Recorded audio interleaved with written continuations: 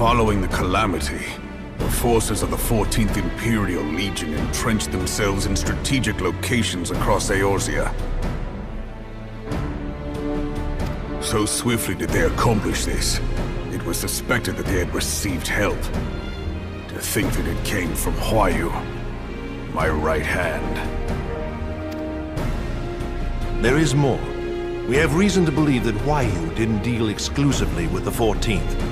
She also answered to a higher authority in Garlemald. But this higher authority could not have been the Emperor. By consenting to the Media Project, Solus Zos Galvus showed himself to be more concerned about preventing the spread of primal influence than claiming Eorzea for the Empire. He would happily have seen the lot reduced to ash. We believe a number of high-ranking figures within the royal household were against the decision, but that they knew better than to oppose the Emperor openly. Of course, this didn't prevent them from making clandestine provisions, in which Huayu played a part. Alas, these provisions did not prevent Dalamud from falling, and the ensuing chaos changed the face of the realm forever. Yet Eorzea survived.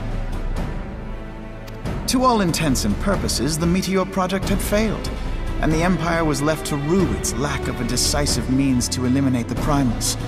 Until, that is, it stumbled upon the Ultima weapon.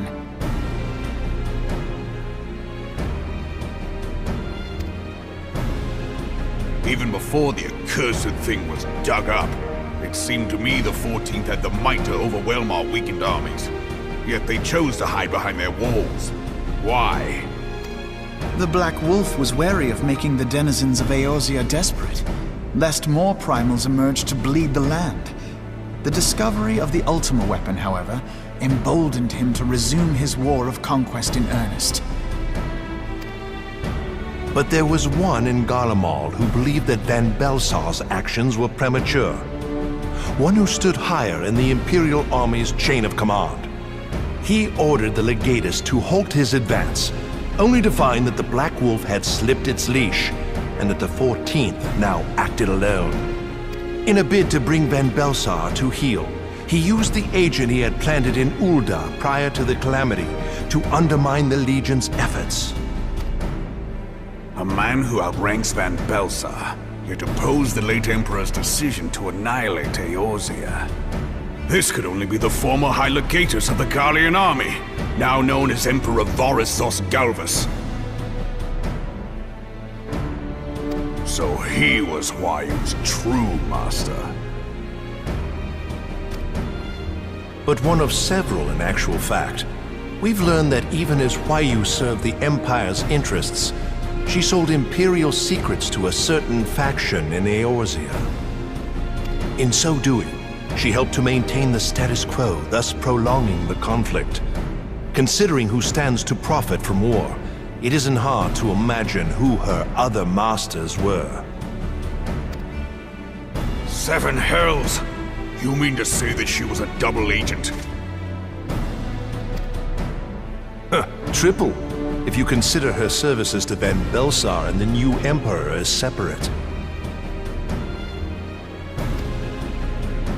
As neatly as these pieces seem to fit, one aspect of the puzzle remains unclear to me.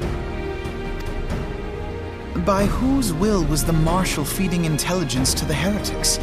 And try as I might, I fail to see how aiding their cause would profit either her Imperial or Monetarist masters. Could it be that another hand is at work here?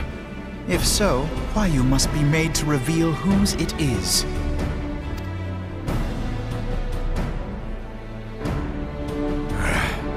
Not only have I lost a trusted friend, now I must interrogate her as a stranger.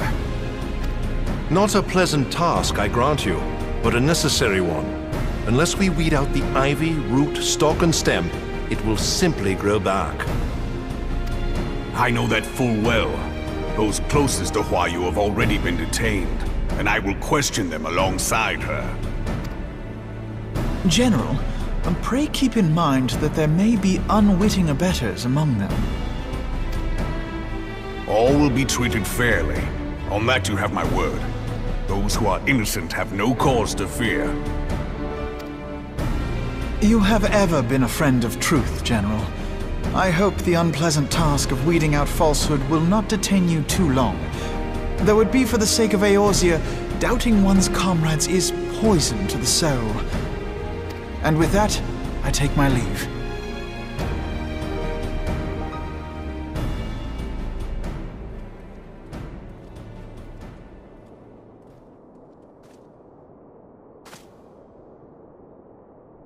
All these years, I've been made to dance to their tune.